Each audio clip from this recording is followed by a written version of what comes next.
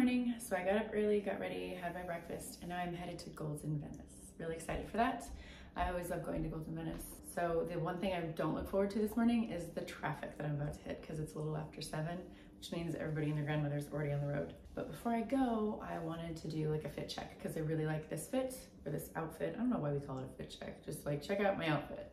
Anyway, the crop hoodie is from Abercrombie and Fitch. I have it in gray as well. It wasn't cheap, but it's really good quality and I dig it. So this is a size extra small. So it's actually kind of baggy for being an extra small, but it's good. I've washed it a few times and it's shrunk a little bit, but not much.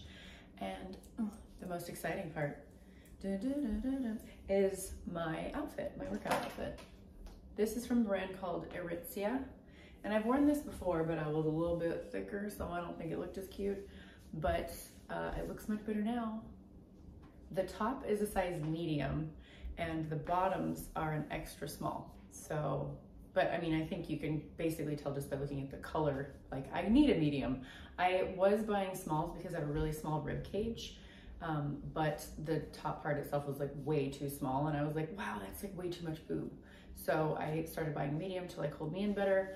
And the one thing that kind of sucks about it is that the sports bras do stretch out quite a bit within like 6 months or so. So this probably won't last me that long, but I still like the way it fits in the meantime. The pants, however, even though they're the same fabric, they snap right back after you wash them. Like they're totally great.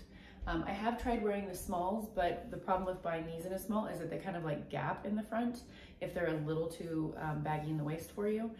So yeah, but at the same time, if you get a little bit thicker, like you end up with like gnarly like muffin top and shit. So I do like that these don't have like a seam at the top. It's just like folded over fabric. So it doesn't dig into your waist as much as other brands do. Like Lululemon, some of their pants have like a seam at the top so that it just digs in. And anytime you're even just like standing there and you're slouching or you're doing a particular exercise, it's just not very flattering.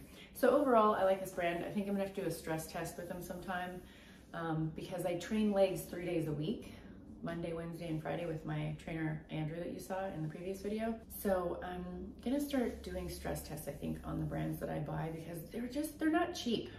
Like, I know that there was a pair of pants, at this point I can't remember what brand it was, but there was a pair of pants that I bought that were probably about like 90 bucks or so.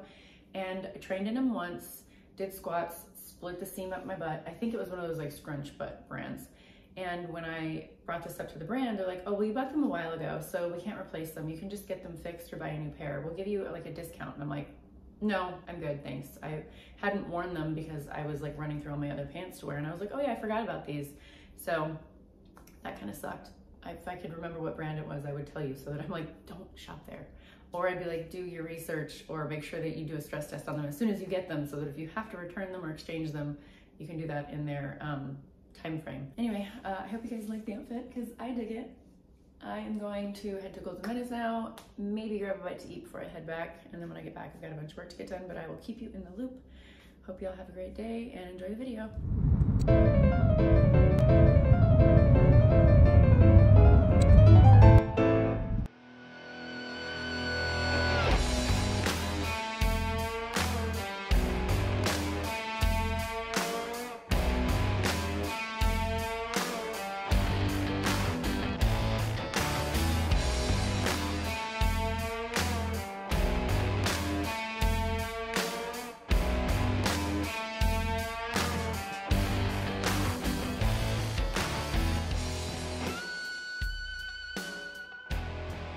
Well, I'm back from Golden Venice. It took me an hour and a half to get there this morning and it took me 43 minutes to get home.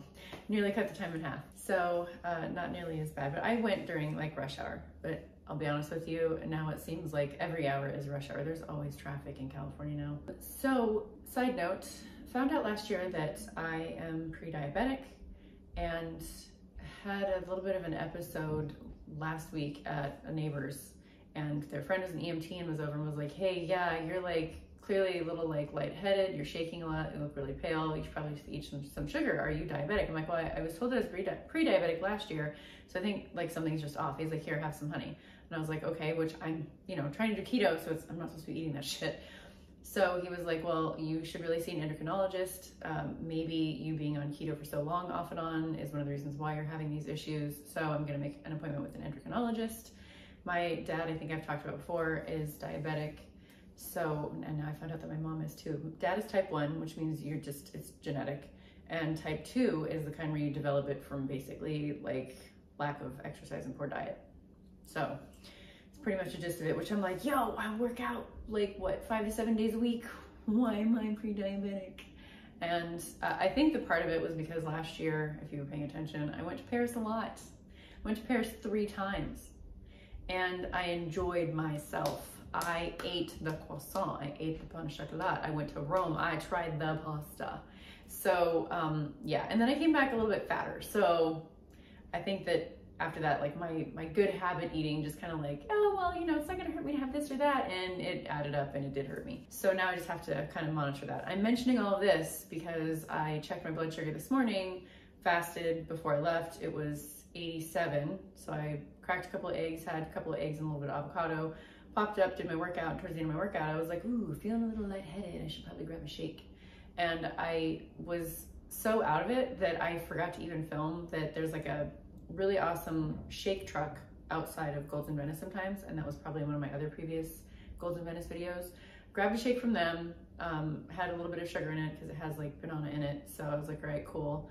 Drank that on the way home. I'm gonna check my blood sugar again right now and then see like where my blood sugar level's at and if I need to eat something else. I do have ground turkey and asparagus, which of course has no carbs in it, but I can use like barbecue sauce that has a little bit of sugar in it if I need some sugar. I don't really want that, but yeah, really hoping that the endocrinologist that I get an appointment with can help me to like better understand what's going on with my body, whether I am pre-diabetic, full-blown diabetic, hypoglycemic, who knows? But this is what it's like to be an adult. You gotta take care of yourself and figure out what your body's trying to tell you. So that's the plan. I'm gonna take you along with me on the blood testing journey and we're gonna figure out whether or not I need to eat something else.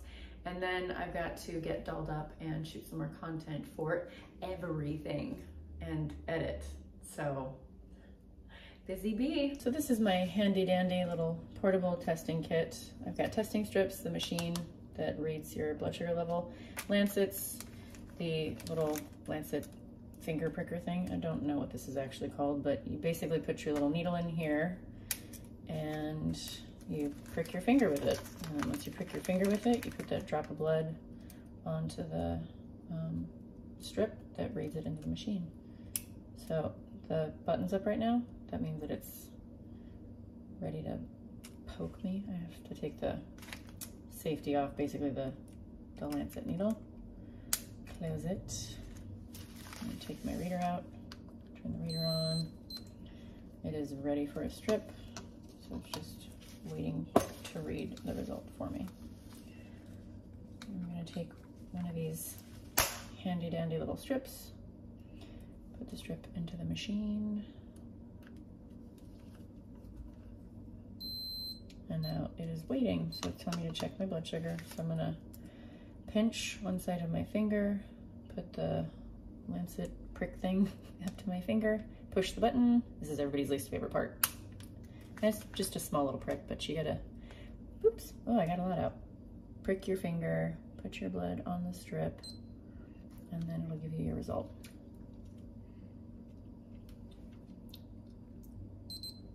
$101. So for me, that's a little high because it's usually down in like the high 80s, low 90s. This is probably from having that shake, but I'm still in a good range. So I've read online that between 70 and 100 is normal for somebody who doesn't have diabetes. I'm like, okay, cool. Doesn't really give me much else information, which is another reason why I'm like, okay, I should go see a doctor that can give me more definitive information on what's good for me. Because once I get under like 76, I start to feel funky. So how is 70 normal?